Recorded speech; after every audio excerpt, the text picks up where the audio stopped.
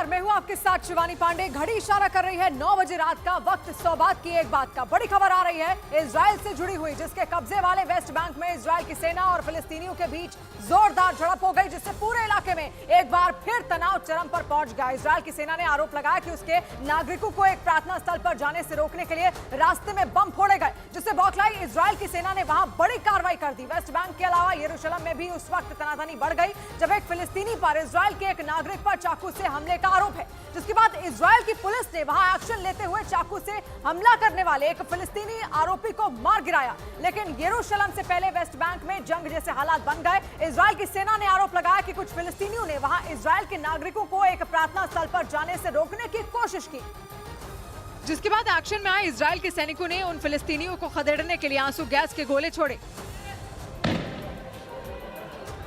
और उसके जवाब में फिलिस्तीनियों ने भी इजराइल की सेना के खिलाफ पत्थरबाजी शुरू कर दी, जिसकी वजह से पूरे इलाके में तनाव फैल गया।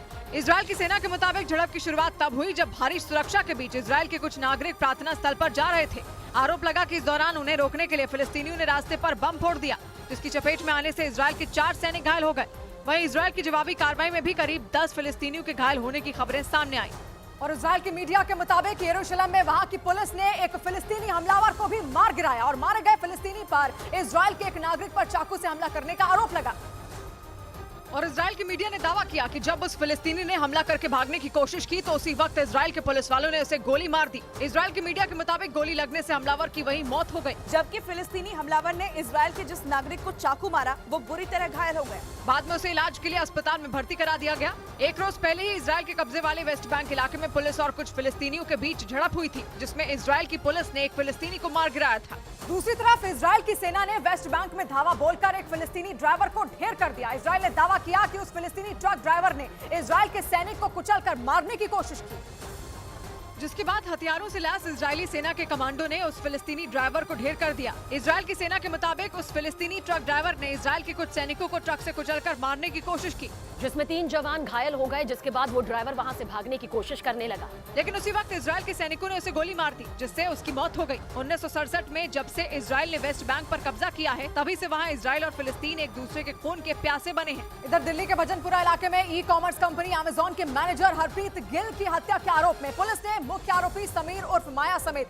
2 आरोपियों को गिरफ्तार कर लिया और बाद में कोर्ट ने माया को 14 दिन की हिरासत में भेज दिया। पुलिस के मुताबिक 2 दिन पहले 29 अगस्त की रात करीब 11:15 बजे हरप्रीत गिल की हत्या हुई थी और इस हत्याकांड में 5 लड़के शामिल थे, जिनमें पुलिस ने हत्याकांड के मुख्य आरोपी समीर उर्फ माया और उसके साथी बिलाल गनी को गिरफ्तार कर लिया। इसके अलावा पुलिस हत्याकांड में शामिल दूसरे आरोपियों की तलाश में जुट गई। अभी इसमें 3 एक्यूज बाकी हैं। जो हम लोगों ने अरेस्ट किया है वो बिलाल है और जो स्पेशल सेल ने अरेस्ट किया है वो माया है। पुलिस के मुताबिक पूछताछ के दौरान बिलाल ने हरप्रीत गिल के साथियों के साथ मिलकर हत्या करने की बात कबूल कर ली, लेकिन जब न्यूज़ 18 की टीम ने उससे हत्या के पीछे का कारण पूछा तो उसने चुप्पी साध ली। गोली किसने चलाई थी? बिलाल क्यों मारा हरप्रीत को? कोई दुश्मनी थी पहले की? पुलिस के मुताबिक अमेजॉन मैनेजर की हत्या में माया और बिलाल के अलावा सुहेल, जुनैद और अदनान नाम के 3 और लड़के शामिल हैं। और पुलिस सूत्रों के मुताबिक माया गैंग के सरगना समीर ने बालिग होने के कुछ ही दिनों बाद चौथा मर्डर कर दिया। मतलब वो नाबालिग रहने के दौरान 3 लोगों की पहले ही हत्या कर चुका है। और पुलिस के मुताबिक पिछले महीने की 18 तारीख को समीर उर्फ माया 18 साल का हुआ और पुलिस सूत्रों के मुताबिक बालिग होने के 1 महीने बाद ही उसने चौथा मर्डर कर दिया। 29 अगस्त को माया और उसके 4 साथियों ने मिलकर दिल्ली के भजनपुरा इलाके में हरप्रीत गिल और उनके एक रिश्तेदार पर गोलियां चला दी थी। इस घटना में हरप्रीत की मौत हो गई, जबकि उनके रिश्तेदार गोली लगने से घायल हो गए। बाद में सारे आरोपी वहां से फरार हो गए, जिनका एक सीसीटीवी वीडियो सामने आया था। पुलिस के मुताबिक 18 जुलाई को माया बालिग हुआ था और 1 महीने बाद उसने हरप्रीत गिल की हत्या कर दी। माया 18 जुलाई को वो 18 का हुआ है और ये 27 अगस्त को 18 का हुआ है बिलाल।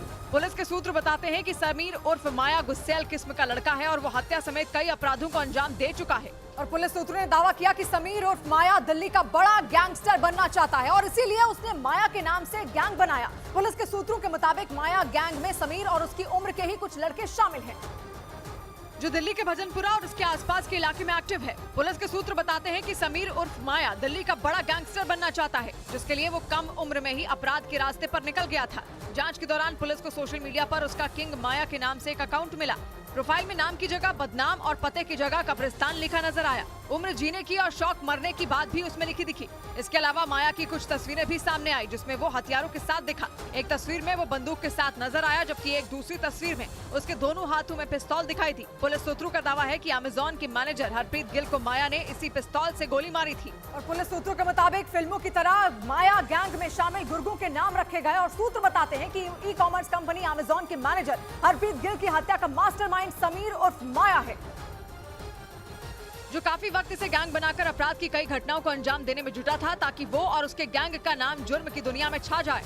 पुलिस के मुताबिक आरोपी समीर ने न सिर्फ माया नाम से गैंग बनाया, बल्कि उसने फिल्मों की तरह अपने गैंग में शामिल गुर्गों के नाम भी रखे। जांच के दौरान पुलिस को मिली जानकारी के मुताबिक समीर गैंग का सरगना है और उसने अपना नाम माया रखा, जबकि पुलिस की गिरफ्त में मौजूद बिलाल गन्नी का नाम मल्लू है। इसी तरह फरार चल रहे गैंग के 3 और गुर्गों के नाम भी फिल्मों की तरह ही रखे गए। एक आरोपी का नाम सुहेल है, जिसे गैंग में बावर्ची का नाम दिया गया, जबकि आरोपी मोहम्मद जुनैद का नाम मामा बिरयानी है। तीसरे आरोपी अदनान को गैंग में डॉन कहकर बुलाया जाता है। और पुलिस के मुताबिक दिल्ली के भजनपुरा इलाके में ई कॉमर्स कंपनी अमेजॉन के मैनेजर हरप्रीत गिल की मामूली कहासुनी के बाद समीर उर्फ माया और उसके साथियों ने गोली मारकर हत्या कर दी थी। 29 अगस्त की रात आरोपियों ने इस वारदात को तब अंजाम दिया जब हरप्रीत अपने रिश्तेदार गोविंद सिंह के साथ घर से कहीं जाने के लिए निकले थे।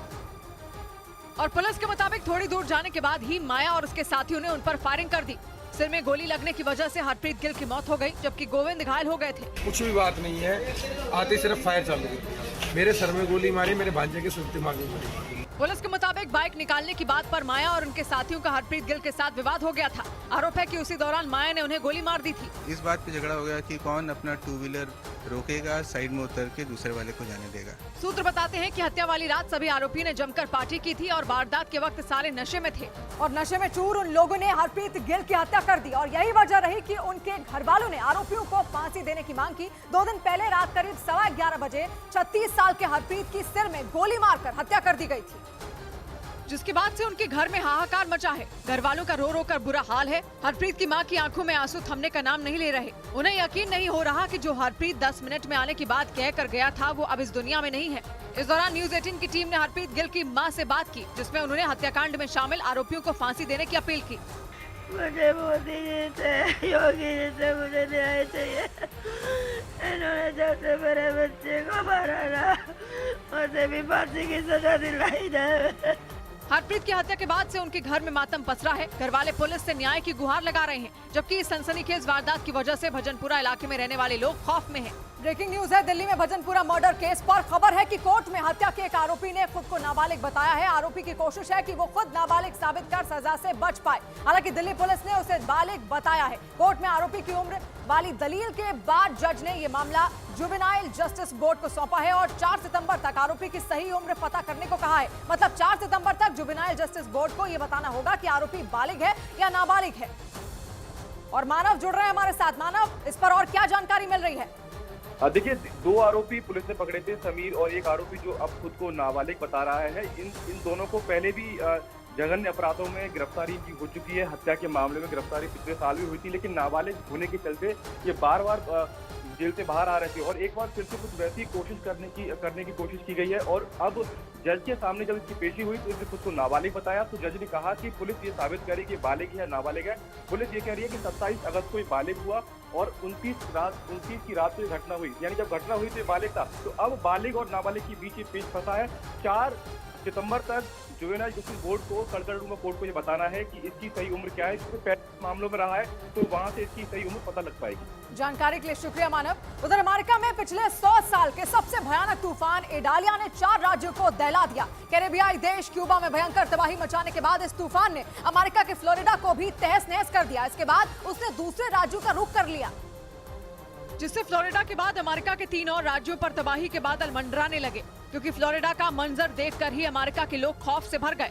वहां ऐसा कोई इलाका नहीं बचा जहां इस तूफान का असर न पड़ा हो। 200 किलोमीटर प्रति घंटा की रफ्तार से चली हवाओं ने अपने सामने किसी को भी टिकने नहीं दिया। तूफान ने हजारों मकान या तो तोड़ डाले या फिर उन्हें रहने लायक नहीं छोड़ा। रही सही कसर तेज बारिश ने पूरी कर दी, जिससे ज्यादातर इलाके बाढ़ में डूब गए। लेकिन फ्लोरिडा के बाद अब ये तूफान अमेरिका के जॉर्जिया, नॉर्थ कैरोलिना और साउथ कैरोलिना की तरफ बढ़ गया। ऐसे में आशंका जताई गई कि फ्लोरिडा की तरह वहां भी इस तूफान का भयानक असर देखने को मिल सकता है। इस बीच अमेरिका में फ्लोरिडा के गवर्नर ने इडालिया तूफान के दौरान लूट की कोशिश करने वालों को गोली मारने की चेतावनी दे दी। ये सख्ती इसलिए बरती गई क्योंकि इस आपदा के बीच वहां लूटपाट के कई मामले सामने आए। जबकि इडालिया तूफान से फ्लोरिडा के सभी शहरों में हाहाकार मच गया। हजारों मकान टूट गए तो सैकड़ों पेड़ जमीन पर गिर गए। निचले इलाकों का तो और भी बुरा हाल हो गया। वहां समुद्र का पानी सैलाब बनकर घुसा और उसने सभी जगहों पर कब्जा कर लिया। इस दौरान हजारों लोग अपने घरों में कैद होकर रह गए तो सैकड़ों लोगों को अपना घर छोड़कर सुरक्षित जगहों पर जाना पड़ा। लेकिन इस तरह के खाली घरों में वहां लूटपाट की भी कुछ घटनाएं सामने आने लगी हैं। जिसे देखते हुए फ्लोरिडा प्रशासन तुरंत एक्शन में आ गया। वहां के गवर्नर ने तो ये भी चेतावनी दी कि अगर किसी ने इस तरह की हरकत की तो उसे गोली मार दी जाएगी। यानी इस आफत के बीच प्रशासन अपराध करने वालों पर कोई रहम बरतने के मूड में नहीं है। उधर इडालिया तूफान ने अमेरिका के फ्लोरिडा के बाद जॉर्जिया में भी भयंकर तबाही मचा दी। फ्लोरिडा में एक दिन पहले इस तूफान ने हाहाकार मचाया, जिसके बाद वो अमेरिका के दूसरे राज्यों की तरफ बढ़ गया और फ्लोरिडा के पड़ोसी राज्य जॉर्जिया में पहुंचते ही इडालिया तूफान कहर ढाने लगा। तेज हवाओं के साथ वहां भारी बारिश का सिलसिला शुरू हो गया। जॉर्जिया के एक इलाके से सामने आई तस्वीर में दिखा कि तूफान की वजह से वहां कई पेड़ उखड़ गए। बारिश इतनी तेज होने लगी कि दिन के उजाले में भी बाहर ठीक से दिखना बंद हो गया। इसी तरह की तस्वीरें जॉर्जिया के कई दूसरे इलाकों से भी सामने आई। अमेरिका के मौसम विभाग के मुताबिक जॉर्जिया में अगले कुछ घंटों तक लगातार तूफान का भारी असर देखने को मिल सकता है। इसके साथ ही नॉर्थ और साउथ कैरोलिना में भी इडालिया तूफान तबाही मचा सकता है। इन राज्यों में भी मूसलाधार बारिश की आशंका जताई गई। पर इस तूफान का सबसे ज्यादा असर अमेरिका के फ्लोरिडा में दिखा। वहां से इडालिया तूफान के तबाही मचाने की डरा देने वाली कई तस्वीरें सामने आई। इस तूफान की वजह से फ्लोरिडा के कई इलाकों में 200 किलोमीटर प्रति घंटे से भी ज्यादा की रफ्तार से हवाएं चली, जिससे वहां भारी तबाही देखने को मिली। वहां के एक इलाके से सामने आई तस्वीरों में देखा कि प्रचंड तूफान ने कई मकानों को तिनके की तरह उड़ा दिया। जिस इलाके से ये तस्वीरें सामने आई वहां पहले तो काफी देर तक तेज हवाएं चली, फिर धीरे धीरे वहां पानी का स्तर बढ़ता चला गया। हवाओं के साथ मूसलाधार बारिश ने आफत बढ़ा दी। लेकिन इस तूफान के आगे लोग बेबस दिखाई दिए, क्योंकि देखते ही देखते कई मकान सैलाब में बह गए। जिसके बाद फ्लोरिडा के कई इलाकों में बड़े पैमाने पर रेस्क्यू ऑपरेशन चलाया गया। रेस्क्यू टीम के सदस्यों ने तूफान में फंसे कई लोगों को उनके घरों से बाहर निकाला और फिर उन्हें सुरक्षित जगहों तक पहुंचाया। इडालिया तूफान की वजह से कई घंटों तक बारिश हुई, जिससे ज्यादातर इलाकों में बाढ़ जैसे हालात बन गए। और अमेरिका में मची तबाही के बीच साओला नाम के तूफान ने चीन में दस्तक दे दी, जिसके बाद चीन खौफ में आ गया और वहां के मौसम विभाग ने रेड अलर्ट जारी कर दिया और इसे सबसे खतरनाक तूफान बताते हुए चेतावनी जारी भी की, जिसके तहत वहां के दक्षिणी और पूर्वी हिस्सों में भारी बारिश और तूफान आने की संभावना जताई। वहां के मौसम विभाग के मुताबिक साओला तूफान की वजह से तटीय इलाकों में जमीन खिसकने का खतरा बढ़ गया और तूफान के खतरे के मद्देनजर वहां कई इलाकों में स्कूल बंद कर दिए गए और कई उड़ानें भी रद्द कर दी गई, क्योंकि साओला तूफान के 10 किलोमीटर प्रति घंटे की रफ्तार से उत्तर पश्चिम की तरफ बढ़ने की उम्मीद जताई गई, जिसकी वजह से हांगकांग, फ्यूजियान और ताइवान के कुछ हिस्सों में भारी बारिश से तबाही हो सकती है। इधर हिमाचल प्रदेश के सोलन से पहाड़ खिसकने की रोंगटे खड़े कर देने वाली एक तस्वीर सामने आई, जिसमें सिर्फ तबाही और बर्बादी का मंजर दिखाई दिया, क्योंकि वहां भारी बारिश के बाद पहाड़ का एक बड़ा हिस्सा नदी में समाता दिखा, जिसकी वजह से वहां 122 गांव के करीब 926 मकान जमींदोज हो गए। वहां से तबाही की डराने वाली तस्वीर सामने आई, जिसमें कई घर मलबे में तब्दील दिखे। इस दौरान पहाड़ से हजारों टन मिट्टी का मलबा भरभरा कर गिरता दिखाई दिया, जिसकी वजह से रास्ता बंद हो गया। कई जगहों पर तो सड़कें कई फीट तक धंस गयी। वहाँ से गाड़ियों का निकलना तो दूर, पैदल चलना तक मुश्किल हो गया। इस बीच मौसम विभाग ने दावा किया कि भारत में अगस्त महीने में पिछले 125 सालों में सबसे कम बारिश हुई। पहाड़ों पर हुई मूसलाधार बारिश के बावजूद अगस्त में सन 1901 के बाद से सबसे कम बारिश दर्ज की गई। मतलब हिमाचल और उत्तराखंड में पिछले महीने से जारी आसमानी आफत के बावजूद भारत में अगस्त महीने में सबसे कम बारिश दर्ज की गई। मौसम विभाग के मुताबिक भारत में मानसून के दौरान हर महीने करीब 163 मिलीमीटर बारिश हुई, लेकिन अगस्त में इसमें 36% की गिरावट दर्ज की गई। इससे पहले अगस्त महीने में इतनी कम बारिश 1901 से लेकर अब तक कभी नहीं हुई। मतलब पहाड़ों पर हुई जोरदार बारिश के बावजूद अगस्त में औसत से कम बादल बरसे, जिसने पुराने सारे रिकॉर्ड तोड़ दिए, जिसका मतलब ये कि करीब 125 साल बाद भारत में अगस्त महीने में औसत से भी कम बारिश दर्ज की गई। उधर दक्षिण अफ्रीका के जोहानिसबर्ग से दिल दिला देने वाला एक मामला सामने आया। वहां पर एक इमारत में आग लगने से 60 से ज्यादा लोगों की मौत हो गई और करीब 40 लोग घायल हो गए। उस भयंकर आग का डरा देने वाला एक वीडियो भी सामने आया, जिसमें रात के वक्त उस इमारत से भयंकर आग की लपटें उठती दिखी, जिससे पूरे इलाके में दहशत फैल गई और लोग उस इलाके से दूर भागने लगे। वहां से रोंगटे खड़े कर देने वाली जो तस्वीरें सामने आई, उनमें आग तेजी से फैलती हुई पूरी इमारत को अपनी चपेट में लेती नजर आई। इमारत से काले गाढ़े धुएं के साथ आसमान में उठती ऊंची ऊंची भयंकर लपटें काफी दूर तक दिखाई दी, जिसके बाद इसकी सूचना दमकल कर्मियों को दी गई और उन्होंने आग पर काबू पाने के लिए एड़ी चोटी का जोर लगा दिया और कई घंटे की मशक्कत के बाद उस भीषण आग को बुझा लिया गया। इस बीच कनाडा के टोरंटो में एक ट्रक से 50 लाख मधुमक्खियां गिरने से वहां खलबली मच गई, जिसके बाद पुलिस ने वहां से गुजरने वालों को चेतावनी जारी कर दी ताकि वो मधुमक्खियों के हमले से बच सके, क्योंकि वहां एक ट्रक से मधुमक्खी के छत्ते गिर गए। बताया गया कि ये ट्रक मधुमक्खियों के छत्ते ले जा रहा था कि तभी मुड़ते वक्त अचानक उसके वो छत्ते गिर गए, जिसके बाद मधुमक्खियों के झुंड ने उस ट्रक के ड्राइवर पर हमला बोल दिया, जिसके बाद पुलिस ने वहां से गुजरने वाले ड्राइवरों के लिए चेतावनी जारी करते हुए कहा कि वहां से गुजरते वक्त अपनी अपनी गाड़ियों की खिड़कियां बंद कर लें, जबकि पैदल चलने वाले लोग इस रास्ते का इस्तेमाल करने से बचें। और हालात बिगड़ते देख वहां की पुलिस ने सोशल मीडिया के जरिए मदद मांगी, जिससे वो मधुमक्खियों के डंक से बच सके, क्योंकि वहाँ छत्ते गिरने के बाद हर तरफ मधुमक्खियाँ उड़ने लगी, जिसके बाद मधुमक्खियों को पालने वाले कई लोगों ने उनसे संपर्क किया। उधर फिलीपींस से दिल दिला देने वाली एक घटना सामने आई। वहाँ एक फैक्ट्री में लगी भीषण आग में झुलसकर 16 लोगों की मौत हो गई और कई लोग घायल हो गए। और हादसे के बाद की जो तस्वीरें सामने आई उनमें उस फैक्ट्री का ज्यादातर हिस्सा आग में झुलसा दिखा। फिलीपींस के केजोन शहर में मौजूद जिस फैक्ट्री में आग लगी उसमें कपड़ों की रंगाई का काम किया जाता था। आग बुझाने वाली दमकल विभाग की टीम के मुताबिक इस हादसे में मारे गए ज्यादातर लोग उस फैक्ट्री के कर्मचारी थे। उनके अलावा मरने वालों में फैक्ट्री मालिक और उसका बच्चा भी शामिल है। बताया गया कि आग भड़कने के बाद कई लोगों ने इमारत की दूसरी मंजिल से कूदकर अपनी जान बचाई, लेकिन इस दौरान वो घायल हो गए। बाद में उन्हें इलाज के लिए अस्पताल में भर्ती करा दिया गया।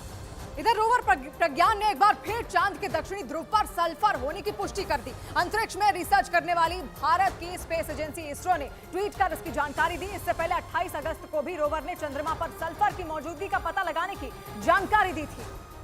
और अब एक बार फिर रोवर प्रज्ञान ने चंद्रमा के दक्षिणी ध्रुव पर सल्फर होने की पुष्टि कर दी। इसरो ने बताया कि इस बार प्रज्ञान पर लगे APXS यानी अल्ट्रा प्रैक्टिकल एक्सरे स्पेक्ट्रोस्कोप ने सल्फर की मौजूदगी का पता लगाया। मतलब एक बार नहीं बल्कि 2 बार रोवर प्रज्ञान ने चांद की सतह पर सल्फर का पता लगाया। इसरो की तरफ से ये भी जानकारी दी गई कि रोवर अब इस बात की खोज में जुटा है कि चांद पर सल्फर कहां से आया, ज्वालामुखी के विस्फोट की वजह से या किसी उल्का पिंड के टकराने की वजह से। इससे पहले चांद पर पहुंचने के 5वें दिन यानी 28 अगस्त को रोवर ने चांद के दक्षिणी ध्रुव पर सल्फर और ऑक्सीजन समेत 9 तत्वों की मौजूदगी की जानकारी दी थी।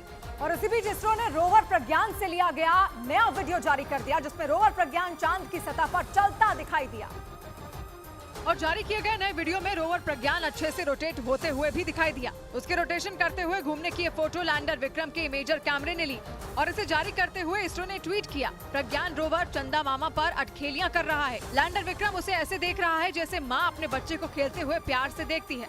आपको ऐसा नहीं लगता? ये नया वीडियो जारी करते हुए इसरो ने जानकारी दी कि इसी बीच प्रज्ञान ने चांद पर दूसरी बार सल्फर की पुष्टि भी की। इधर उत्तर प्रदेश के मेरठ से एक ऐसा वीडियो सामने आया जिसने लोगों को खौफ से भर दिया। वहाँ कैंची बनाने के एक कारखाने में काम करने वाले 2 मजदूरों के बीच हुआ विवाद इतना बढ़ गया कि एक मजदूर ने दूसरे मजदूर के सीने में कैंची घोंप दी। हत्या का ये दिल दिला देने वाला वीडियो उस कारखाने में लगे CCTV कैमरे में रिकॉर्ड हो गया, जिसमें वो दोनों मजदूर आपस में मारपीट करते दिखे। हाथापाई के बीच पहले मजदूर ने पास रखी कैंची उठाई और दूसरे मजदूर के सीने में घोंप दी, जिससे वो खूनाखून हो गया। हालांकि उसे इसका एहसास तब तक नहीं हुआ जब तक उसकी शर्ट नहीं हटाई गई और जैसे ही उसने वो घाव देखा वो जमीन पर गिर पड़ा।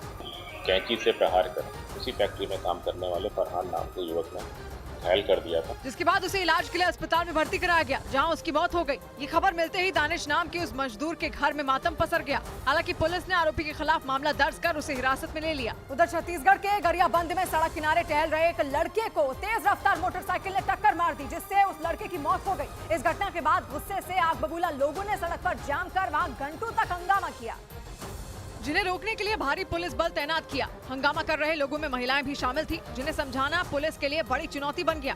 हालांकि पुलिस ने थोड़ा बल प्रयोग कर वहां इकट्ठा हुई भीड़ को तितर-बितर भी करने की कोशिश की। बताया गया कि हादसा देर रात हुआ था, जिसके बाद वहां मौजूद लोगों ने जिस मोटरसाइकिल से टक्कर हुई थी उसे आग के हवाले कर दिया और सुबह होते ही फिर हंगामा शुरू कर दिया। हालांकि पुलिस ने गुस्साई भीड़ को 2 घंटे बाद समझा बुझाकर जाम खुलवाया और आरोपी को गिरफ्तार कर आगे की कार्रवाई में जुट गए।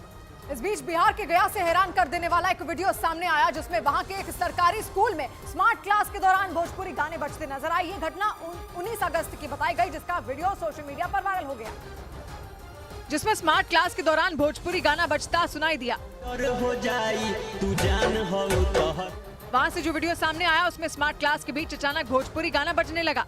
तभी वहां मौजूद कुछ छात्र मुस्कुराने लगे, जबकि कुछ छात्र गाने की धुन पर नाचते दिखाई दिए।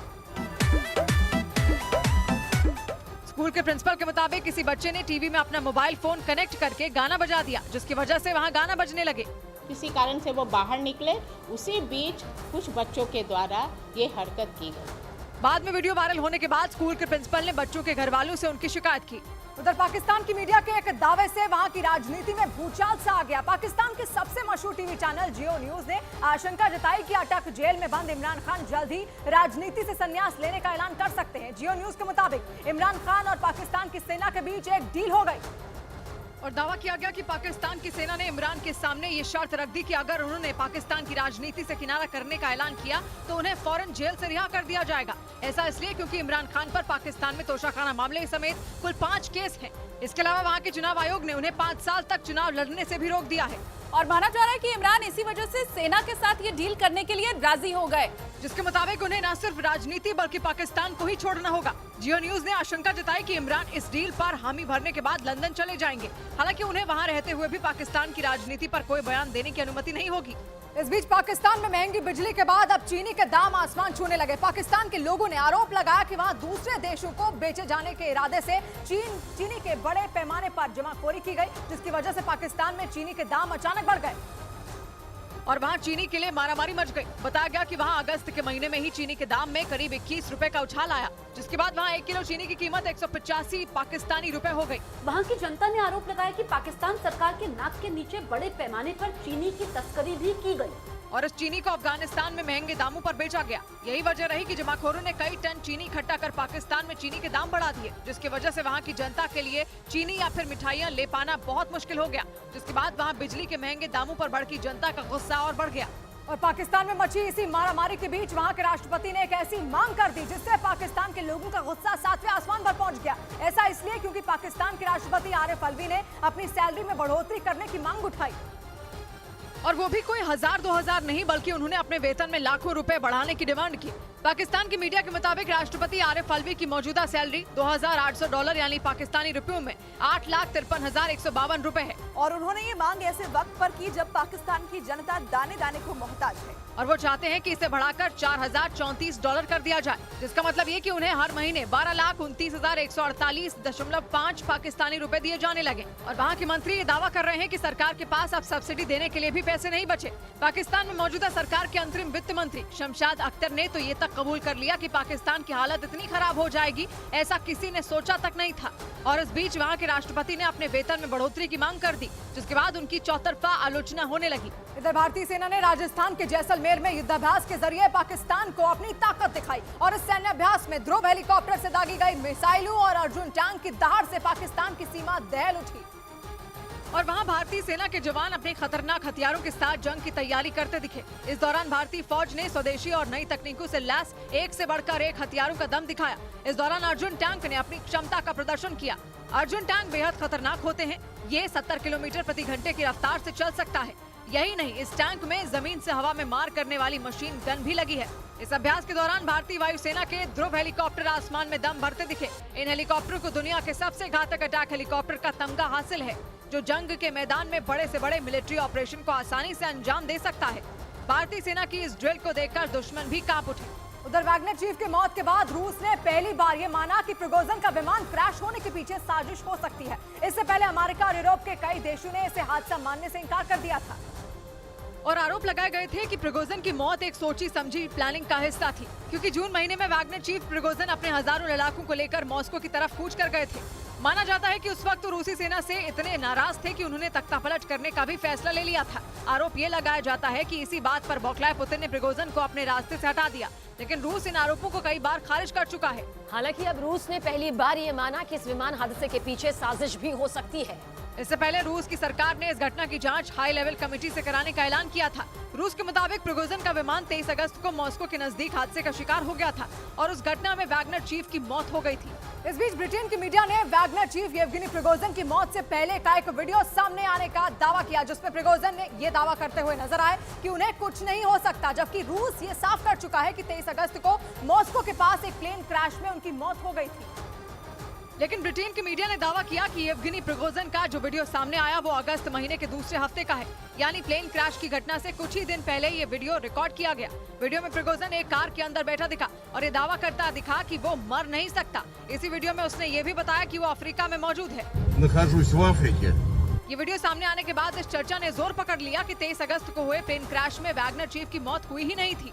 अटकलें तो इस बात की भी लगाई जाने लगी कि उस प्लेन में प्रिगोजिन ने अपने हमशक्ल को भेजा था, जबकि कई पश्चिमी देशों का मानना है कि 24 जून को राष्ट्रपति पुतिन के खिलाफ हुई बगावत की वजह से उसकी हत्या करा दी गई। हालांकि इससे पहले 2019 में भी येवगेनी प्रिगोजिन ने प्लेन क्रैश में मारे जाने की खबरों के 3 दिन बाद दुनिया के सामने आकर सबको चौंका दिया था। उधर बेलारूस के राष्ट्रपति ने पोलैंड और बाल्टिक देशों की उस मांग को मानने से इनकार कर दिया जिसमें उन्होंने वैगनर लड़ाकों को बेलारूस से हटाने की अपील की थी, क्योंकि पुतिन की प्राइवेट आर्मी वैगनर ग्रुप के लड़ाके जब से बेलारूस पहुंचे हैं तभी से पोलैंड के साथ साथ बाल्टिक देश लिथुआनिया और लातविया को भी वैगनर ग्रुप के हमले का डर सता रहा है, क्योंकि ये तीनों नेटो सदस्य बेलारूस के साथ अपनी सीमाएं साझा करते हैं। लेकिन बेलारूस के राष्ट्रपति अलेक्जेंडर लुकाशेंको ने अपने देश से वैगनर लड़ाकों के हटाने की मांग को सिरे से खारिज कर दिया। लुकाशेंको के मुताबिक जब नेटो के सदस्य अपने देश में दूसरे देशों की सेनाएं तैनात कर सकते हैं तो वैगनर लड़ाकों का बेलारूस में रहना हर लिहाज से जायज है। इधर कर्नाटक के मंड्या में किसानों ने तमिलनाडु को पानी दिए जाने का मुद्दा उठाया और पानी के गहराते संकट का हवाला देते हुए इसके विरोध में सड़क पर उतरकर सैकड़ों किसानों ने प्रदर्शन किया, जिसके लिए किसान सड़क पर उतरे और जमकर नारेबाजी की। प्रदर्शनकारी किसानों ने आरोप लगाया कि कावेरी नदी का 5000 क्यूसेक पानी हर रोज तमिलनाडु को दिए जाने का आदेश है, जिसकी वजह से कर्नाटक में पानी का संकट खड़ा हो गया। किसान पानी की कमी से जूझ रहे हैं और पीने तक के पानी की किल्लत हो गई। इसी के विरोध में सैकड़ों किसान अर्धनग्न होकर सड़क पर उतरे और पैदल चलकर कलेक्टर के दफ्तर पहुंचे। प्रदर्शनकारी किसानों ने पानी के गिराते संकट के मुद्दे को उठाते हुए तमिलनाडु के दिए जाने वाले पानी को फौरन रोकने की मांग की। इस बीच दिल्ली के नजदीक उत्तर प्रदेश के गाजियाबाद में एक वकील की हत्या के आरोपी गिरफ्तार कर लिए गए और एक रोज पहले गाजियाबाद तहसील परिसर के अंदर उन्हें उन्हीं के चेम्बर में गोली मार दी गई थी, जिसके बाद गाजियाबाद तहसील परिसर में दहशत फैल गई। इस सनसनीखेज हत्याकांड का आरोप मृतक वकील मनोज चौधरी के बहनोई और उसके भाई पर लगा। आरोप के बाद गाजियाबाद की पुलिस एक्शन में आई और अमित डागर, नितिन डागर, अनुज नाम के आरोपियों को गिरफ्तार कर लिया। तीनों आरोपियों में अमित डागर मृतक वकील मनोज का बहनोई है। पुलिस ने हत्या में इस्तेमाल असलहे को भी बरामद कर लिया।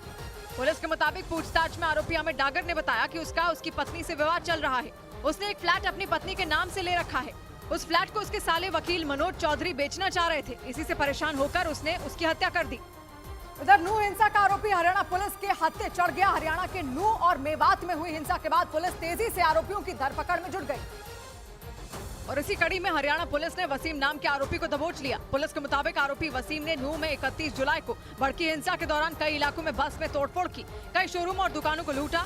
इतना ही नहीं, नूह हिंसा के दौरान उस पर पुलिस की टीम पर हमला करने और आगजनी जैसी वारदात में शामिल होने का भी आरोप लगा, जिसके बाद मुखबिर से मिली सूचना के आधार पर पुलिस ने उसकी घेराबंदी की और उसे गिरफ्तार कर लिया। पुलिस के मुताबिक उन्होंने उसे उस वक्त पकड़ा जब वो अपने भाई के साथ अपने गांव फिरोजपुर नमक जा रहा था।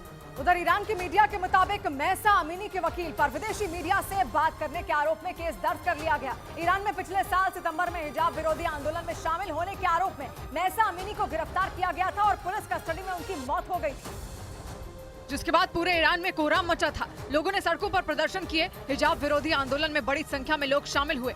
इस बीच हिजाब विरोध आंदोलन का चेहरा बन चुकी महसा अमीनी के वकील पर ईरान सरकार ने मुकदमा दर्ज कर दिया। ईरान की मीडिया के मुताबिक उनके वकील पर आरोप है कि महसा अमीनी की मौत पर उन्होंने विदेशी मीडिया को सरकार के खिलाफ कई बयान दिए, जिसके बाद उन पर एक्शन लेते हुए केस दर्ज कर लिया गया। और अगर जांच के बाद वो दोषी पाए जाते हैं तो उन्हें 3 साल की सजा हो सकती है। ईरान सरकार लगातार हिजाब से जुड़े कानून का पालन करवाने के लिए सख्त कदम उठा रही है। इस बीच पश्चिमी मीडिया के मुताबिक ईरान ने इजराइल पर उसके मिसाइल प्रोग्राम को खत्म करने की साजिश रचने का आरोप लगा दिया। ईरान लगातार खतरनाक बैलिस्टिक मिसाइलों को तैयार करने में जुटा हुआ है, लेकिन उसने आरोप लगाया कि इजराइल ने उसके मिसाइल प्रोग्राम को रोकने के लिए पूरी ताकत झोंक दी। ईरान के मुताबिक इजराइल अपनी खुफिया एजेंसी मोसाद के जरिए उसके मिसाइल प्रोग्राम को तबाह करने की कोशिश कर रहा है। बताया गया कि इजराइल उन देशों को अपने पाले में लाने में जुट गया जो ईरान को मिसाइल बनाने में इस्तेमाल होने वाले उपकरण भेज रहे हैं, ताकि उनके जरिए ईरान को खराब उपकरण भेजे जाएं और मिसाइल बनने के दौरान ही उनमें धमाका हो जाए, जिससे ईरान का खतरनाक बैलिस्टिक मिसाइलों से लैस होने का सपना धरा का धरा रह जाए। क्योंकि आरोप है कि ईरान ऐसी मिसाइलें बनाने की कोशिश कर रहा है जिनकी जद में इजराइल के कई शहर आ सकते हैं। उधर नाइजर के बाद उसके एक और मित्र देश गैबोन में हुए सैन्य तख्तापलट पर फ्रांस भड़क गया। एक दिन पहले ही गैबोन की सेना ने वहां के राष्ट्रपति अली बैंगो को नजरबंद कर सत्ता पर कब्जा कर लिया। जिस पर फ्रांस आग बबूला हो गया। उसने मध्य अफ्रीकी देश गैबोन की सेना की इस कार्रवाई पर कड़ी आपत्ति जताई। इसके साथ ही फ्रांस को गैबोन में तैनात अपने 4000 से ज्यादा सैनिकों की चिंता भी सताने लगी। फ्रांस के इस गुस्से और खौफ की सबसे बड़ी वजह यह है कि 1960 तक उसने गैबोन पर शासन किया था, लेकिन माना जाता है कि आजादी मिलने के बाद भी वहाँ अब तक जितनी भी सरकारें बनी उन पर फ्रांस का दबदबा रहा। इसी वजह से गैबोन की बड़ी आबादी ने फ्रांस को अपना दुश्मन मान लिया, क्योंकि उन्हें ये लगता है कि फ्रांस ने अपने फायदे के लिए उनके देश का इस्तेमाल किया, लेकिन वहाँ के लोगों की भलाई के लिए उसने कोई कदम नहीं उठाया। इससे पहले नाइजर में भी इसी मुद्दे पर वहाँ के लोगों ने फ्रांस के खिलाफ जमकर प्रदर्शन किया था। गैबोन की तरह नाइजर पर भी फ्रांस ने कई साल तक शासन किया था। इस बीच अमेरिका ने दावा किया कि रूस ने जंग के लिए उत्तर कोरिया से खतरनाक हथियार मांगने शुरू कर दिए। व्हाइट हाउस के प्रवक्ता के मुताबिक यूक्रेन के खिलाफ जंग में कई मोर्चों पर पिछड़ने के बाद पुतिन एक बार फिर पलटवार की तैयारी में जुट गए और दावा किया गया कि इसीलिए पुतिन ने किम जोंग उन से हथियार खरीदने के लिए बातचीत शुरू कर दी। व्हाइट हाउस के प्रवक्ता जॉन किर्बी के मुताबिक रूस की सेना जंग में गोला बारूद समेत कई जरूरी हथियारों की कमी से जूझ रही है। दावा किया गया कि इसलिए पुतिन उत्तर कोरिया के साथ हथियारों की बड़ी डील करने में जुट गए, क्योंकि अमेरिका को अपना दुश्मन मानने वाले उत्तर कोरिया के रूस से अच्छे संबंध है।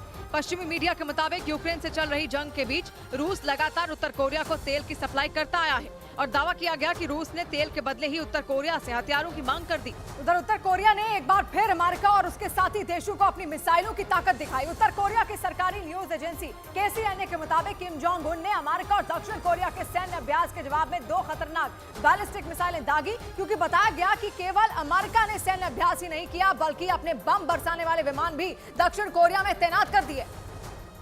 लेकिन जैसे ही इसकी खबर किम जोंग उन को मिली, उनका गुस्सा चरम पर पहुंच गया। उन्होंने अमेरिका को खुली धमकी दे डाली। KCNA के मुताबिक किम जोंग उन ने साफ कह दिया कि अगर उनके देश पर कोई भी हमला हुआ तो वो पड़ोसी देश पर कब्जा कर लेंगे और अगर जरूरत पड़ी तो परमाणु हथियारों के इस्तेमाल से भी पीछे नहीं हटेंगे। यानी एक बार फिर उत्तर कोरिया ने अपने परमाणु हथियारों से दुश्मन देशों को डराने की कोशिश की।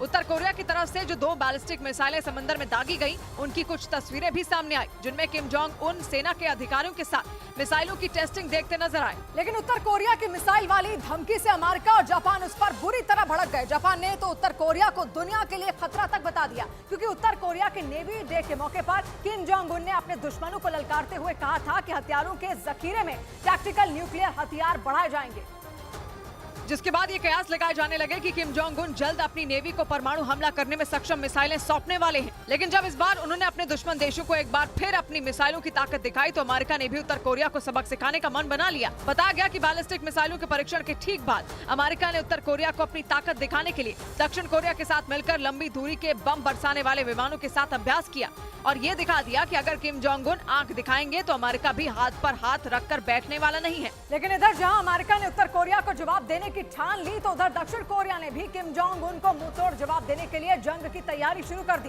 दक्षिण कोरिया ने अपनी सेना को टैंकों के साथ अभ्यास के लिए मैदान में उतार दिया, क्योंकि किम जोंग उन की धमकियों को दक्षिण कोरिया हल्के में नहीं लेना चाहता। इसीलिए उसके जवानों ने टैंकों के साथ दुश्मन पर सटीक हमले के लिए बड़े पैमाने पर अभ्यास किया। दक्षिण कोरिया के जवानों ने अपने तय किए गए टारगेट पर तोप के गोलों की बौछार कर दी।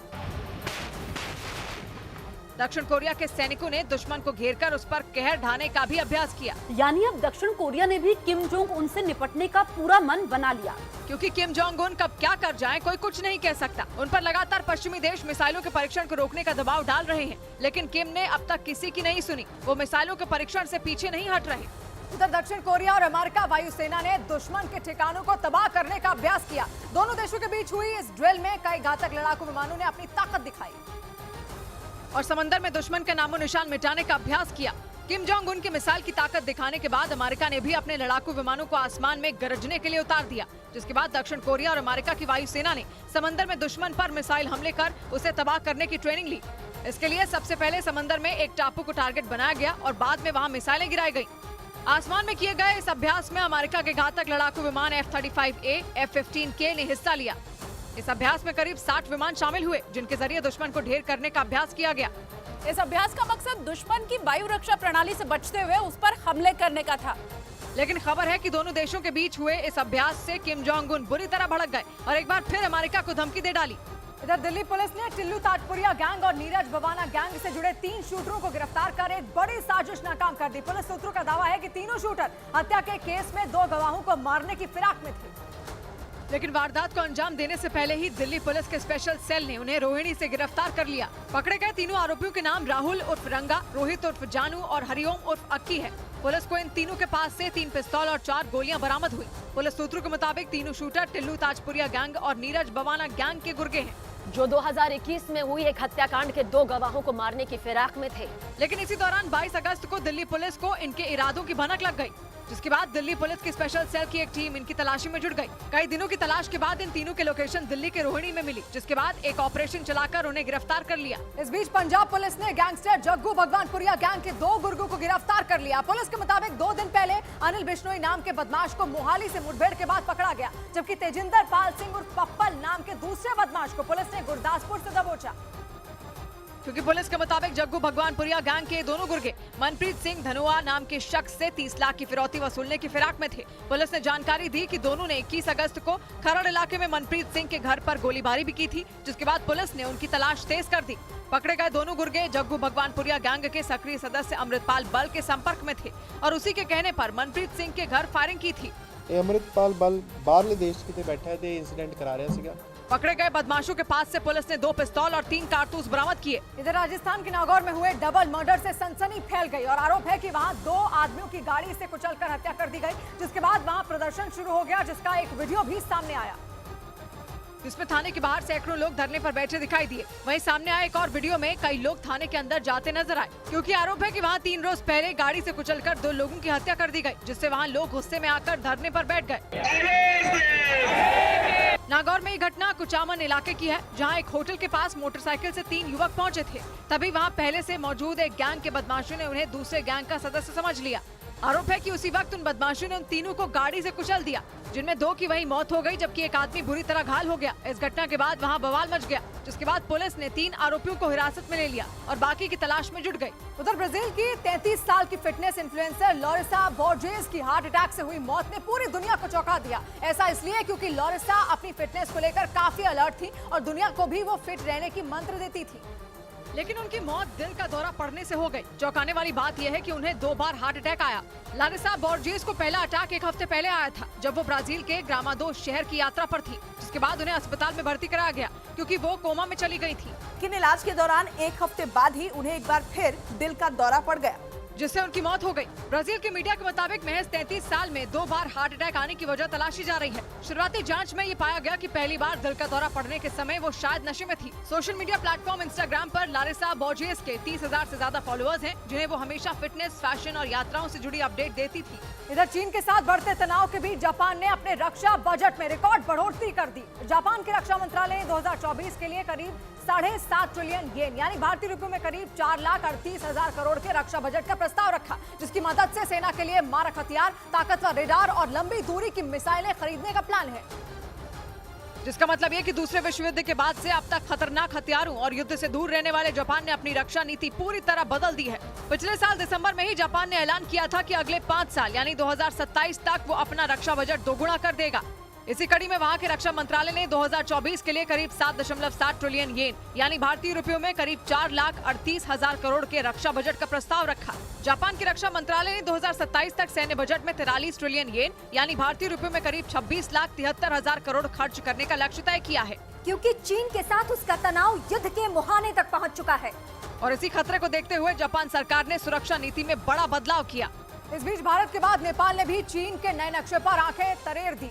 नेपाल ने चीन के नए नक्शे पर कड़ा ऐतराज जताया और इसे दोनों देशों के बीच तनाव बढ़ाने वाला बता दिया, क्योंकि चीन ने अपने नक्शे में नेपाल के कुछ हिस्सों को अपनी सीमा के अंदर दिखा दिया, जिसके बाद नेपाल आग बबूला हो गया। काठमांडू के मेयर ने तो अपनी चीन यात्रा ही रद्द कर दी। चीन ने हाल ही में जो नक्शा जारी किया उसमें नेपाल के 2020 में जारी किए गए नक्शे को मान्यता नहीं दी गई। उस नक्शे में चीन के इशारे पर नेपाल सरकार ने भारत के काला पानी, लिपु लेक और लिम्पियाधुरा को नेपाल का इलाका दिखाया था, लेकिन अब नेपाल खुद चीन के दांव में फंस गया, क्योंकि चीन ने अपने नए नक्शे में उसकी जमीन पर दावा ठोक दिया, जिससे वहाँ के नेता भड़क गए। चीन ने नया नक्शा जारी करते हुए पूरे अरुणाचल प्रदेश को चीन का हिस्सा दिखाने की जरूरत की, लेकिन भारत ने इसे चीन का प्रोपेगेंडा बताकर करारा जवाब दिया और भारत ने दो टूक कह दिया कि अरुणाचल प्रदेश भारत का अभिन्न अंग है। इधर शेयर बाजार में सुस्ती छाई रही और बाजार गिरावट के साथ बंद हुआ। सेंसेक्स और निफ्टी दोनों ही लाल निशान पर बंद रहे। और बाजार बंद होने के वक्त बॉम्बे स्टॉक एक्सचेंज का सेंसेक्स 255 अंक गिरकर 64,831 पर पहुंच गया, जबकि नेशनल स्टॉक एक्सचेंज का निफ्टी 93 अंक गिरकर 19,253 पर बंद हुआ। इस दौरान सबसे ज्यादा गिरावट ऑयल एंड गैस, यूटिलिटी और एनर्जी के शेयरों में देखी गई।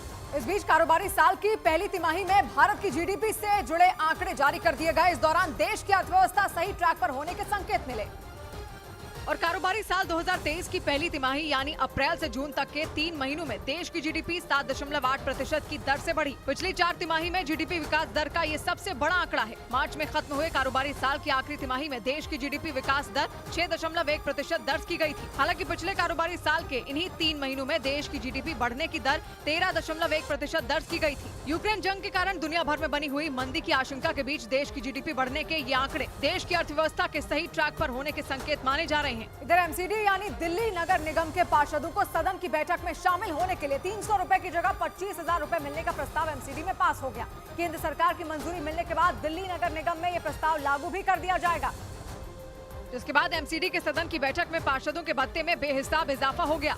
एमसीडी की तरफ से पास हुए इस प्रस्ताव में पार्षदों को प्रति बैठक 25,000 रुपए मिलेंगे, जबकि इससे पहले उन्हें सिर्फ 300 रुपए प्रति बैठक मिलते थे। यानी एक झटके में पार्षदों के भत्ते में 83 गुना से भी ज्यादा इजाफा हो गया। हालांकि पार्षदों को बैठक के लिए महीने में 1 लाख रुपए से ज्यादा भत्ता नहीं मिलेगा, यानी उन्हें एक महीने में 4 बैठक से ज्यादा के लिए भत्ता नहीं मिलेगा। और एमसीडी की तरफ से पास हुआ प्रस्ताव अब दिल्ली सरकार और एलजी के जरिए केंद्र सरकार के पास जाएगा, जिसके बाद केंद्र सरकार की मंजूरी के बाद ये प्रस्ताव दिल्ली नगर निगम में लागू हो सकता है। इधर अमेरिका के इलिनॉय में फिर हुई फायरिंग की घटना से हड़कंप मच गया, क्योंकि ये 4 दिन में यहाँ हुई गोलीबारी की चौथी घटना बताई गई और इलिनॉय में हुई इस गोलीबारी में 5 लोग घायल हो गए, जिनमें 2 की हालत गंभीर बताई गई, जिन्हें इलाज के लिए अस्पताल में भर्ती कराया गया। पुलिस के मुताबिक फायरिंग की दिल दहला देने वाली ये घटना रात करीब 9 बजे अंजाम दी गई, जिसमें 5 लोग घायल हो गए, जिसके बाद उस इलाके में हड़कंप मच गया और पुलिस ने पूरे इलाके को सील कर दिया। वहां से आई तस्वीरों में चप्पे चप्पे पर पुलिस मुस्तैद दिखाई दी, क्योंकि पुलिस के मुताबिक वहां 4 दिन में फायरिंग की 4 वारदात अंजाम दी गई, जिनमें 2 लोगों की मौत हो गई। हालांकि पहले हुई गोलीबारी की घटनाओं में शामिल 17 साल का लड़का पुलिस की गिरफ्त में है, लेकिन फायरिंग की इस घटना में पुलिस ने आरोपी से जुड़ी कोई जानकारी नहीं दी। इस बीच पश्चिमी मीडिया के मुताबिक चीन ने तनाव के बीच अमेरिका ने फिलीपींस के एक पोर्ट बनाने की तैयारी शुरू कर दी। आशंका जताई गई कि अमेरिका के इस कदम से चीन का गुस्सा 7वें आसमान पर जा सकता है, क्योंकि दक्षिण चीन सागर में अमेरिका के बढ़ते दखल और उसके आसपास के देशों से अमेरिका की नजदीकी से चीन पहले ही चिढ़ा बैठा है। पश्चिमी मीडिया के मुताबिक इसी बीच अमेरिका ने फिलीपींस के साथ उसके बतानेस द्वीप समूह पर बंदरगाह बनाने के लिए बातचीत शुरू कर दी। बतानेस द्वीप समूह फिलीपींस और ताइवान के बीच में मौजूद है, जो इस इलाके में सैन्य रणनीति के लिए काफी अहम माना जाता है। ऐसे में दावा किया गया कि अगर फिलीपींस ने वहां अमेरिका को पोर्ट बनाने की इजाजत दे दी तो अमेरिका के लिए फिलीपींस और ताइवान के साथ दक्षिण चीन सागर में चीन के सताए दूसरे देशों की मदद करना भी आसान हो जाएगा। इधर दिल्ली में होने वाली G20 की बैठक के मद्देनजर विदेशों से आने वाले मेहमानों के होटल पर हेलीकॉप्टर की लैंडिंग की रिहर्सल हुई। ये कवायद इसलिए की गई ताकि जरूरत पड़ने पर G20 के लिए आने वाले विदेशी मेहमानों को सीधे उनके होटल तक पहुंचाया जा सके और उनकी सुरक्षा में कोई चूक की गुंजाइश न बचे। इसके लिए एक चॉपर दिल्ली में मौजूद एक होटल की छत पर उतरता नजर आया। असल में दिल्ली में होने वाली G20 की बैठक के लिए पूरी दिल्ली हाई अलर्ट पर है। जिन होटल में मेहमानों के ठहरने की व्यवस्था की गई, उन पर 24 घंटे नजर बनाकर रखी जाएगी। इसके अलावा दिल्ली पुलिस और सुरक्षा बल के जवानों को चप्पे चप्पे पर तैनात कर दिया गया, क्योंकि भारत सरकार विदेशों से आने वाले मेहमानों के मामले में कोई रिस्क नहीं लेना चाहती, इसलिए ये तैयारियां की गई। सुरक्षा के हाई अलर्ट को देखते हुए सीधे होटल पर हेलीकॉप्टर उतारने की भी तैयारी की गई, ताकि जरूरत पड़ने पर इसका इस्तेमाल किया जा सके। वहीं राजधानी दिल्ली में लंगूरों के कटआउट लगाकर बंदरों को भगाने की तैयारी भी शुरू हो गई। ये तैयारी दिल्ली में होने वाली G20 की बैठक के लिए की गई, ताकि G20 सम्मेलन के दौरान लुटियंस इलाके में बंदर उत्पात न मचा सके। और इसके लिए NDMC यानी नई दिल्ली नगर पालिका परिषद की तरफ से लुटियंस इलाके में कई जगहों पर लंगूरों के कटआउट लगाए गए, ताकि इन कटआउट को देखकर बंदर वहां से दूर भाग जाएं, क्योंकि दिल्ली के लुटियंस इलाके में बड़ी संख्या में बंदर हैं और ये उत्पात मचाते हैं और कई बार लोगों पर हमला कर उन्हें काट भी लेते हैं। और वो कटआउट देख करके उनको लगता है कि जो लंगूर के कटआउट हैं उनको देख करके वो उनके पास नहीं आते हैं। लुटियंस इलाके में NDMC ने लंगूरों के कटआउट इसलिए लगाए क्योंकि लंगूर का चेहरा काले रंग का होता है और इसे देखकर दूसरे बंदर दूर भागते हैं। इसके साथ ही लुटियंस इलाके में NDMC की तरफ से लंगूर की आवाज निकालने वाले लोगों को भी तैनात किया जाएगा, ताकि वो आवाज सुनकर बंदर डरकर भाग जाए। इधर दिल्ली के पास हरियाणा के गुरुग्राम से डरा देने वाला एक वीडियो सामने आया। वहां कुछ बदमाशों ने एक CNG स्टेशन पर जमकर मारपीट की। आरोप लगाया कि उन बदमाशों ने CNG स्टेशन के कर्मचारियों से मामूली बात पर बहस की। और देखते ही बात इतनी बढ़ गई कि उनमें एक ने सीएनजी स्टेशन के कर्मचारियों पर लाठियों से हमला कर दिया। इस घटना का सीसीटीवी वीडियो सामने आया। उनमें एक कार सीएनजी स्टेशन पर सीएनजी भरवाती दिखाई दी। इसी बीच कुछ लोग उस कार से बाहर निकल आए और वहां खड़े कर्मचारियों से बहस करने लगे। इसी बीच उन बदमाशों ने कर्मचारियों के साथ मारपीट शुरू कर दी। हालांकि इस दौरान कुछ लोग मामले को शांत कराने की कोशिश करते दिखाई दिए। इसी दौरान कुछ बदमाश लाठियों के साथ पहुँच गए और वहाँ खड़े कर्मचारी पर बरसाने लगे। इसके बाद जो हुआ, ब्रेक के बाद।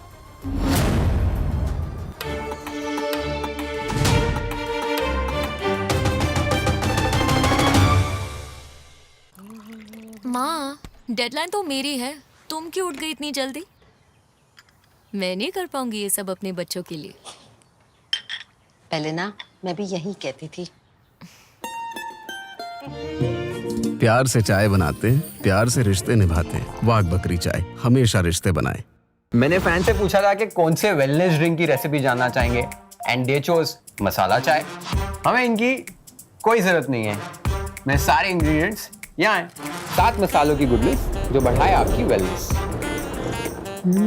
परफेक्ट मसाला चाय कोई भी बना पाए। वाघ बकरी स्पाइस टी। और इजराइल की मीडिया के मुताबिक यरूशलेम में वहां की पुलिस ने एक फिलिस्तीनी हमलावर को भी मार गिराया और मारे गए फिलिस्तीनी पर इजराइल के एक नागरिक पर चाकू से हमला करने का आरोप लगा।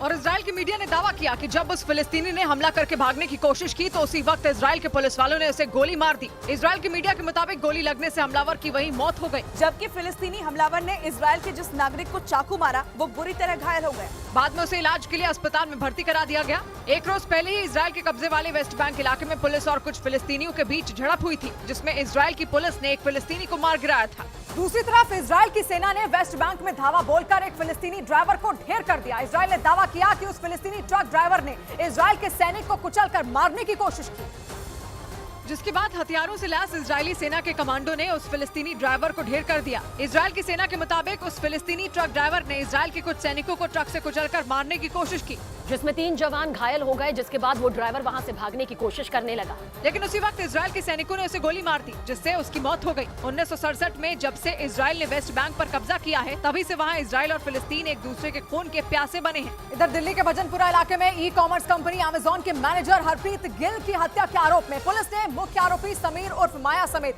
2 आरोपियों को गिरफ्तार कर लिया और बाद में कोर्ट ने माया को 14 दिन की हिरासत में भेज दिया। पुलिस के मुताबिक 2 दिन पहले 29 अगस्त की रात करीब 11:15 बजे हरप्रीत गिल की हत्या हुई थी और इस हत्याकांड में 5 लड़के शामिल थे, जिनमें पुलिस ने हत्याकांड के मुख्य आरोपी समीर उर्फ माया और उसके साथी बिलाल गनी को गिरफ्तार कर लिया। इसके अलावा पुलिस हत्याकांड में शामिल दूसरे आरोपियों की तलाश में जुट गई। अभी इसमें 3 एक्यूज बाकी हैं। जो हम लोगों ने अरेस्ट किया है वो बिलाल है और जो स्पेशल सेल ने अरेस्ट किया है वो माया है।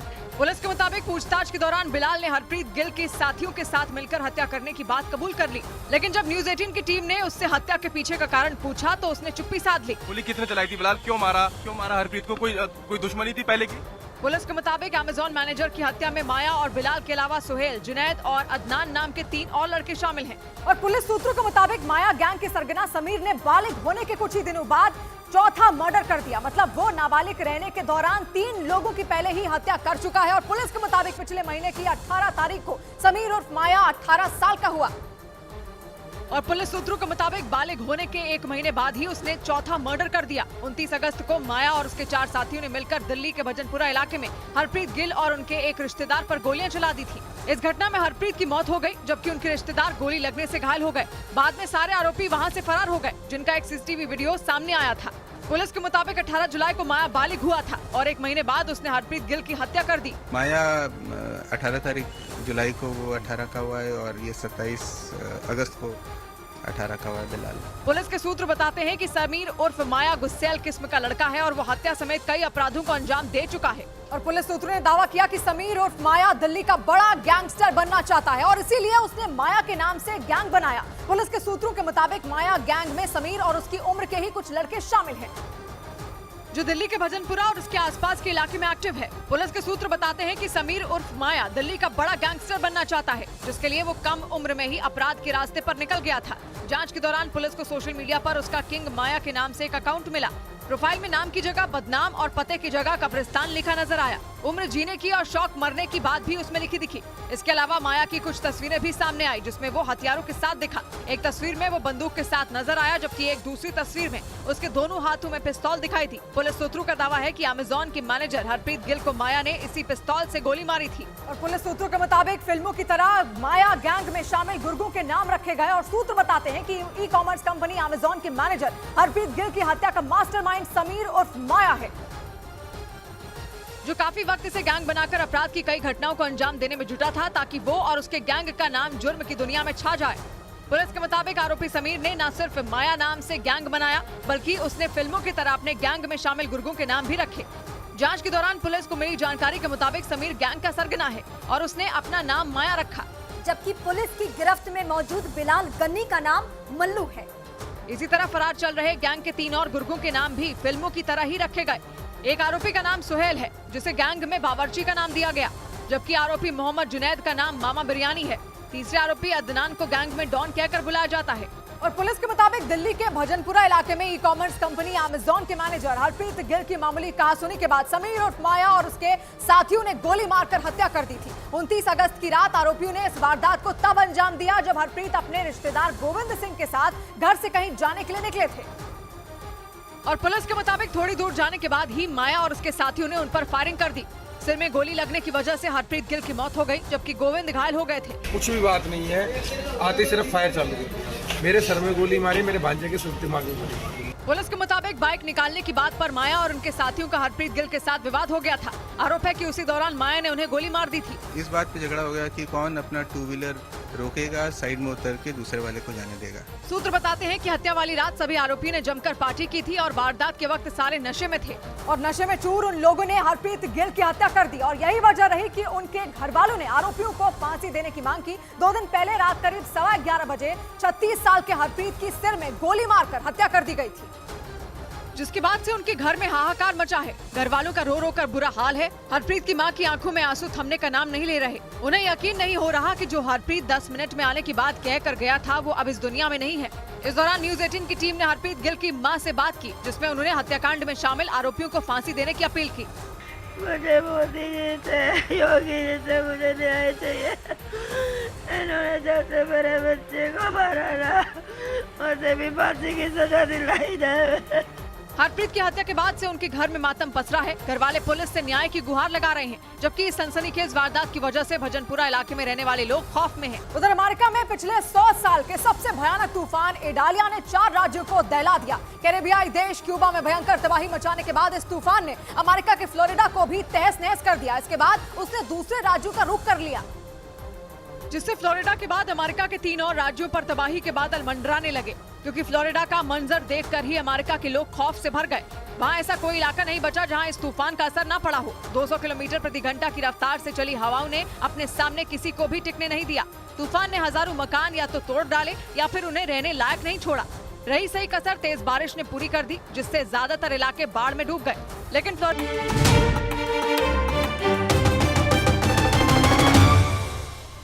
ब्रेकिंग न्यूज आ रही है रूस और यूक्रेन जंग से जुड़ी। रूस के मीडिया के मुताबिक यूक्रेन ने मॉस्को में ड्रोन से रिहायशी इलाकों को निशाना बनाने की कोशिश की, लेकिन उनके तमाम ड्रोन को मार गिराया गया। बाद में रूस ने पूरे मॉस्को में अलर्ट जारी कर दिया। बताया गया कि यूक्रेन के ड्रोन हमलों की वजह से मॉस्को में 100 से ज्यादा विमानों की उड़ान में देरी हुई। इतना ही नहीं, रूस ने आरोप लगाया कि यूक्रेन मॉस्को के रिहायशी इलाकों को ड्रोन से निशाना बनाने की तैयारी में है। रूस का यह भी दावा है कि बीते कुछ दिनों से यूक्रेन ने रूस पर ड्रोन हमले तेज कर दिए, जिसकी वजह से रूस और यूक्रेन के बीच जारी जंग और ज्यादा भीषण हो गई, क्योंकि पुतिन अपने शहर पर हुए ड्रोन हमले से आग बबूला हो गए। रूस के मीडिया के मुताबिक यूक्रेन ने मॉस्को के कई हवाई अड्डों को तबाह करने के इरादे से ड्रोन की पूरी फौज उतार दी और यही वजह रही कि मॉस्को में हवाई जहाजों की रफ्तार थम गई। रूस की मीडिया के मुताबिक यूक्रेन ने मॉस्को में ड्रोन से कहर ढाने की कोशिश की। बताया गया कि ड्रोन हमलों की वजह से 100 से ज्यादा उड़ानें प्रभावित हुई, जबकि कई उड़ानों को तो रद्द भी करना पड़ गया। हालांकि रूस ने दावा किया कि उसकी वायुसेना ने यूक्रेन के ड्रोन हवा में ही ढेर कर दिए, लेकिन ड्रोन हमले की आशंका के बीच उड़ानों में देरी से लोगों की मुश्किलें बढ़ गई। रूस ने आरोप लगाया कि यूक्रेन ड्रोन के जरिए उसके रिहायशी इलाकों में हमले की कोशिश कर रहा है। हालांकि रूस के आरोप को यूक्रेन ने गलत बता दिया। उधर ब्रिटेन की समुद्री सीमा के करीब रूसी जंगी जहाजों के पहुंचने से खलबली मच गई। ब्रिटेन की नौसेना के मुताबिक रूस के कुछ जंगी जहाज उसकी समुद्री सीमा के बेहद करीब पहुंच गए। जिसके बाद ब्रिटेन पूरी तरह सतर्क हो गया, क्योंकि रूस के राष्ट्रपति पुतिन कई बार ब्रिटेन को यूक्रेन की मदद करने के लिए अंजाम भुगतने की धमकी दे चुके हैं। यही वजह रही कि जैसे ही रूसी जंगी जहाज ब्रिटेन की समुद्री सीमा के करीब पहुंचे, उसने बिना देरी किए अपने जंगी जहाजों को रूस के जहाजों की निगरानी के लिए लगा दिया, क्योंकि बताया ये गया कि रूस के जंगी जहाज रॉकेट और मिसाइलों से लैस थे। हालांकि रूस के जंगी जहाज ब्रिटेन की समुद्री सीमा में नहीं घुसे, लेकिन रूस की इस हरकत से ब्रिटेन आग बबूला हो गया और दोनों के बीच तनाव और ज्यादा बढ़ गया।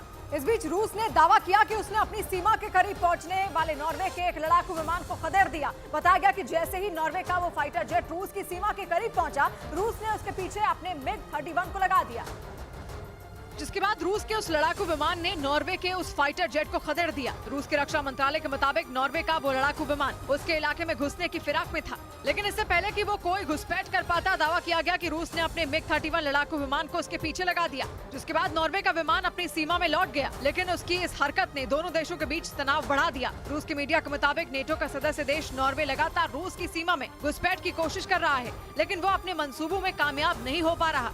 उधर दिल्ली के पास हरियाणा के गुरुग्राम से डरा देने वाला एक वीडियो सामने आया। वहां पर कुछ बदमाशों ने एक सीएनजी स्टेशन पर जमकर मारपीट की। आरोप लगाया गया कि उन बदमाशों की उस सीएनजी स्टेशन के कर्मचारियों से मामूली बात पर बहस हो गई, और देखते ही बात इतनी बढ़ गई कि उनमें एक ने सीएनजी स्टेशन के कर्मचारियों पर लाठियों से हमला कर दिया। इस घटना का सीसीटीवी वीडियो सामने आया। उनमें एक कार सीएनजी स्टेशन पर सीएनजी भरवाती दिखाई दी। इसी बीच कुछ लोग उस कार से बाहर निकल आए और वहां खड़े कर्मचारियों से बहस करने लगे। इसी बीच उन बदमाशों ने कर्मचारियों के साथ मारपीट शुरू कर दी। हालांकि इस दौरान कुछ लोग मामले को शांत कराने की कोशिश करते दिखाई दिए। इसी दौरान कुछ बदमाश लाठियों के साथ पहुँच गए और वहाँ खड़े कर्मचारी पर बरसाने लगे, जिसकी वजह से वो आदमी जमीन पर गिर गया। लेकिन उन बदमाशों ने रहम नहीं दिखाया और उस पर तब तक लाठियों से हमला करते रहे जब तक वो बेसुध होकर गिर नहीं गया।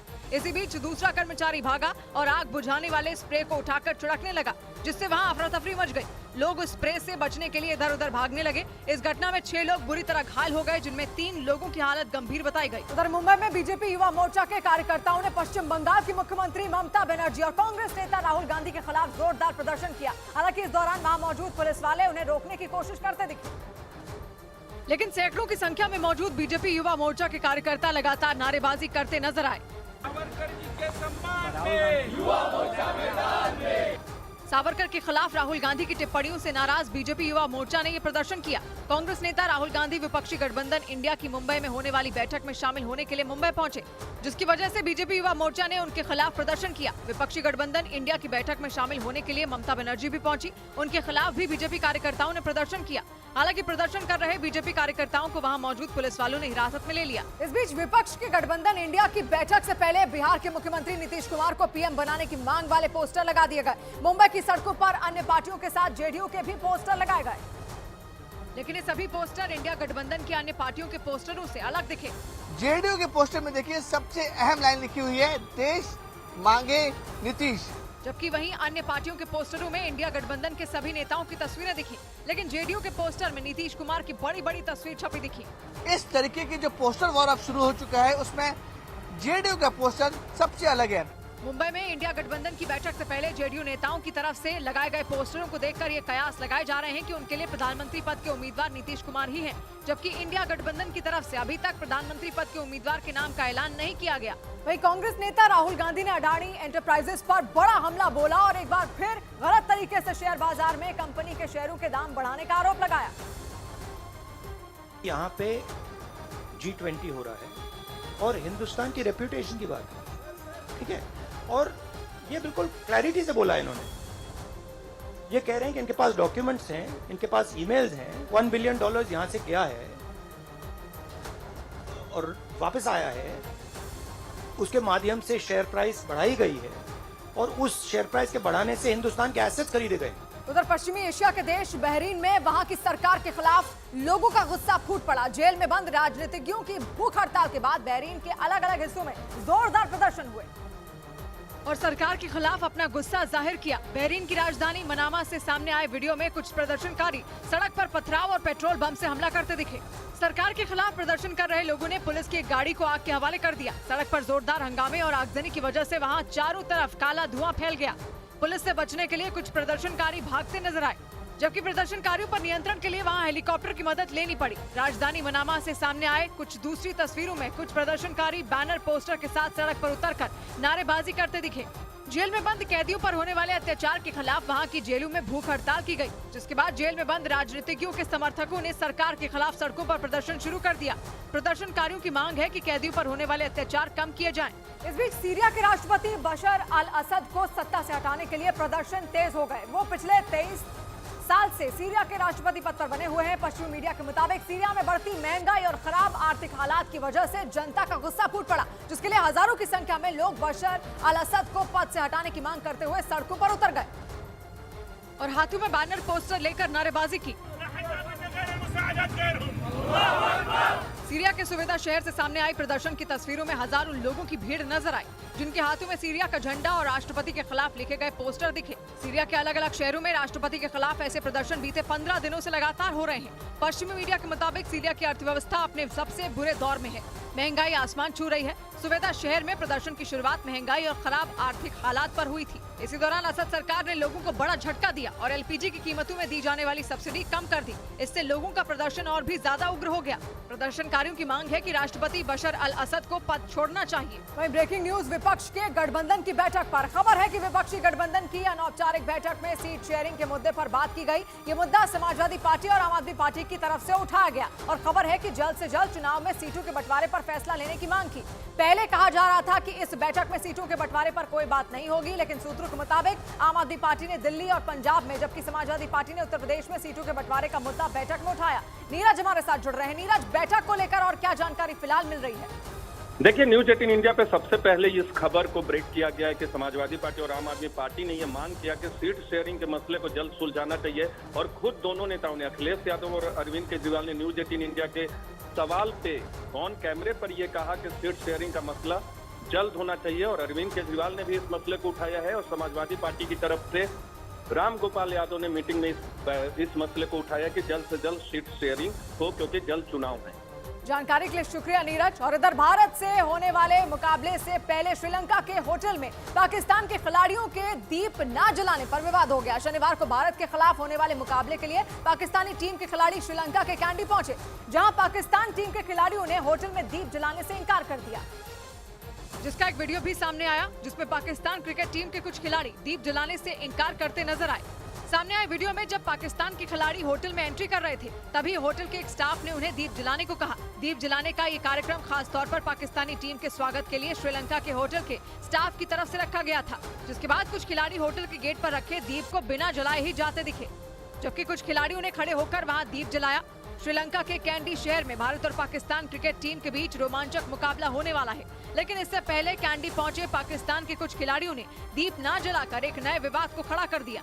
उधर भारत और पाकिस्तान क्रिकेट टीम के बीच होने वाले हाई टेंशन मुकाबले से श्रीलंका की अर्थव्यवस्था को सहारा मिल गया। भारत और पाकिस्तान के बीच होने वाले मैच की वजह से श्रीलंका के कैंडी के सभी होटल भर गए और मैच देखने पहुंचने वाले जिन लोगों ने पहले से बुकिंग नहीं कराई, उन्हें होटल मिलने में भारी परेशानी हो रही है, क्योंकि एशिया कप में भारत और पाकिस्तान की भिड़ंत श्रीलंका के कैंडी शहर के पल्लेकले इंटरनेशनल स्टेडियम में होगी, जिसकी वजह से श्रीलंका के कैंडी के लगभग सभी होटल बुक हो गए और बताया गया कि जो होटल खाली दिखे उनके दाम काफी ज्यादा कर दिए गए। We are getting inquiries, but unfortunately we are fully packed, we are houseful.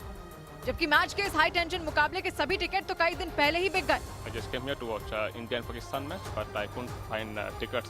पिछले साल आर्थिक संकट के कारण श्रीलंका में गृह युद्ध तक हो गए थे। यहाँ तक कि कोरोना वायरस का असर भी श्रीलंका की अर्थव्यवस्था पर खत्म नहीं हुआ है।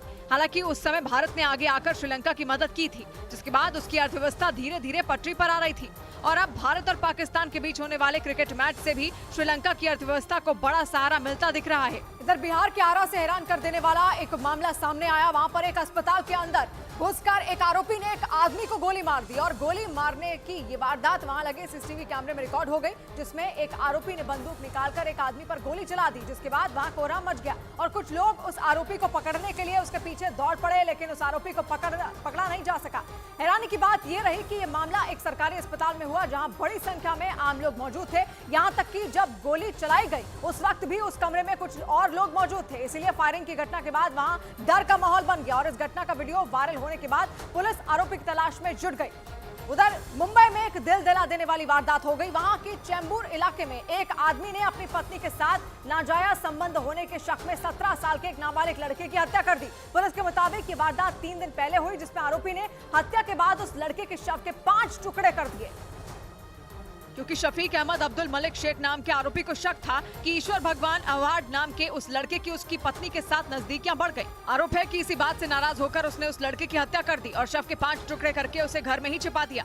वो किचन में उसको हाथ पैर जो काट के वहाँ पे उसकी बॉडी मिली थी। जबकि आरोपी की पत्नी के मुताबिक वो उस लड़के को अपना मुंह बोला भाई मानती थी, क्योंकि उसके पिता ने उसका पालन पोषण किया था। मुंबई में हुई इस सनसनीखेज वारदात के बाद पुलिस ने आरोपी को गिरफ्तार कर लिया और मामले की जांच में जुट गई। इधर उत्तर प्रदेश के संभल में एक सरकारी अस्पताल के डॉक्टर पर एक वकील को पीटने का आरोप लगा, जिसका एक वीडियो भी वायरल हो गया। इस वीडियो के सामने आने के बाद वकीलों ने उस सरकारी अस्पताल में पहुंचकर प्रदर्शन किया और आरोपी डॉक्टर पर कार्रवाई की मांग की, क्योंकि वायरल हुए वीडियो में उस सरकारी अस्पताल के डॉक्टर एक आदमी को थप्पड़ मारता दिखा। बताया गया कि जिसे थप्पड़ मारा गया वो पेशे से वकील है और दोनों के बीच किसी मामूली बात को लेकर विवाद हो गया था।